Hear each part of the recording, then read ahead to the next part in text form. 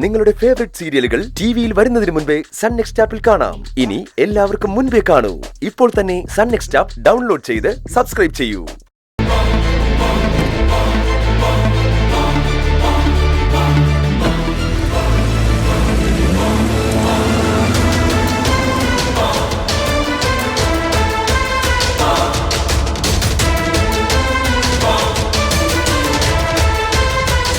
പ്രണവ് എവിടെ പോയതാ അമ്മ?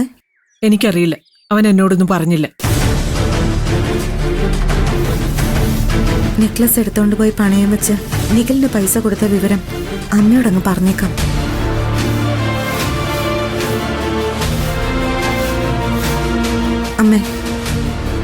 അമ്മയ്ക്ക് എന്താ പറ്റിയത്?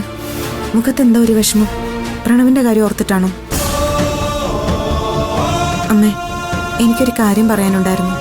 എനിക്ക് കൊച്ചു വർത്താനം പറഞ്ഞു നിൽക്കാൻ സമയമില്ല. അടുക്കള ജോലിയുണ്ട്. പറ്റുമെങ്കിൽ നീ മുറ്റൊന്ന് അടിച്ചു വാരിയിട്.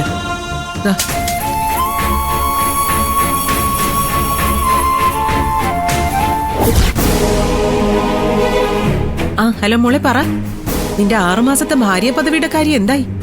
എന്ത് പറയാനാമേ, ഇവിടെ ആകെ മൊത്തം പ്രശ്നം. അത് അങ്ങനെ സംഭവിക്കൂന്ന് എനിക്ക് നേരത്തെ അറിയായിരുന്നു. ഏതെങ്കിലും വക്കീലന്മാര് പറയുന്ന വെട്ടിത്തരവും കേട്ടുകൊണ്ട് എഗ്രിമെന്റ് എഴുതി വെച്ച് ഭാര്യയായി ജീവിക്കാൻ പോയ നിന്നെ വേണം തല്ലാൻ. അവര് നിന്നെ അടുപ്പിക്കില്ലെന്ന് എനിക്ക് ഉറപ്പായിരുന്നു.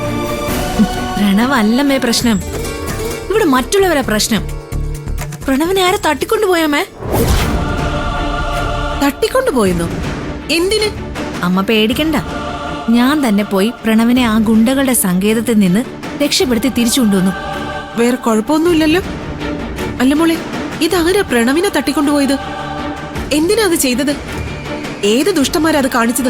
വേറെ ആരെ പ്രണവിനെ തട്ടിക്കൊണ്ടുപോവാൻ? ഞാൻ തന്നെയാ അത് ചെയ്തത്. എന്തോ നടി നീ പറയുന്നേ?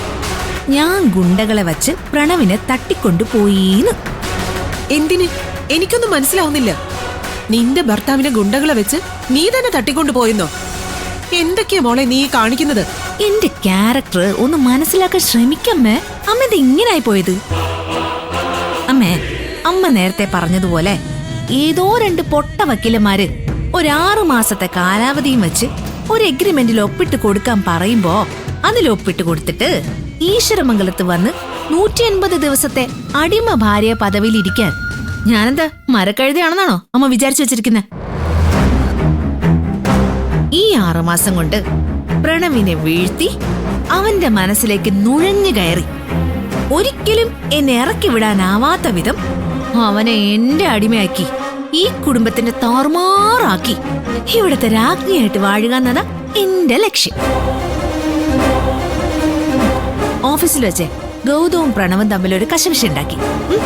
അതിനെ ഞാൻ അല്പം വെള്ളവും ജൈവ വളമൊക്കെ കൊടുത്തങ്ങ് വളർത്തി. പിന്നെ ഇവിടുന്ന് കിട്ടിയ അല്ലറ ചില്ലറ കശവിശകൾ എല്ലാം കൂടി ആയപ്പോ പ്രണവിനുള്ളിൽ ആ വൈരാഗ്യം അങ്ങോട്ട് തഴച്ച് വളർന്നു. ഞാൻ അതിനെ കൃത്യമായിട്ടങ്ങ് മുതലെടുത്തു. എന്നെ ഈശ്വരമംഗലത്തിന്റെ പടി ചവിട്ടിക്കില്ല എന്ന് പറഞ്ഞ പ്രണവ് നേ കിടക്കുന്നു എന്റെ മുന്നിൽ. നീ കൊള്ളാലോടി മോളെ. ഇപ്പോഴേ അങ്ങ് അതിശയപ്പെടാൻ നിന്നാൽ എങ്ങനെയമ്മേ? ഇനിയല്ലേ ക്ലൈമാക്സ് വരാനിരിക്കുന്നേ. ഞാൻ പണം കൊടുത്ത് എന്റെ ആളുകളെ ഉപയോഗിച്ച് ഞാൻ തന്നെ പ്രണവിനെ തട്ടിക്കൊണ്ടു പോകുന്നു. എന്നിട്ട് അതേ ഗുണ്ടകളെ ഞാൻ തന്നെ പോയി ആക്രമിച്ച് പ്രണവിനെ രക്ഷിച്ചു കൊണ്ടുവരുന്നു. എങ്ങനെയുണ്ട്? സൂപ്പർ മോളെ. അതിന്റെ റിസൾട്ട് എന്താ? ഗൗതവും നിധി ഈ വീട്ടിലെ എല്ലാവരുടെയും ശത്രുക്കളായി. എന്താ അതുപോലെ? പോരാ, ഇനിയും ഒരുപാട് ദൂരം പോകാനുണ്ട്. നീ പോണം മോളെ. പ്രണവിനെ തട്ടിക്കൊണ്ടു പോകാനുള്ള ഇത്രയും വലിയൊരു നാടകം തനിച്ചുണ്ടാക്കി അത് വിജയിപ്പിക്കാൻ എനിക്ക് ആവുമെങ്കിൽ ഇനിയും ഞാൻ വിജയിക്കും അമ്മേ. അമ്മേ, ഞാൻ വിളിക്കാവേ. എടി മോളെ, കട്ടിയല്ലേ? എടി വൃത്തി കിട്ടവളെ, ഇത് നീ തന്നെയായിരിക്കും ചെയ്തെന്ന് അന്നേ ഞാൻ ഊഹിച്ചതാ. നീ എന്തിനു ഒരുമ്പെട്ടവളാണെന്ന് എനിക്കറിയായിരുന്നു. പക്ഷെ ഇത്രയ്ക്ക് വൃത്തികേടും തന്റെയോടും കാണിക്കുമെന്ന് വിശ്വസിക്കാൻ മനസ്സനുവദിച്ചില്ല. ഞങ്ങളെ ഈ വീട്ടിലെ എല്ലാവരുടെയും ശത്രുക്കളാക്കാൻ വേണ്ടി ഇത്രയൊക്കെ കാണിച്ചു കൂട്ടിയിട്ട് നിങ്ങൾ ചിരിക്കുന്നു.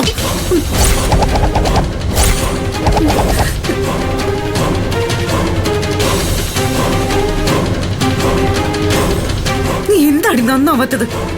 നിനക്ക് ഈ മോശം വഴികളല്ലാതെ വേറെ ഒന്നും അറിയില്ലേ?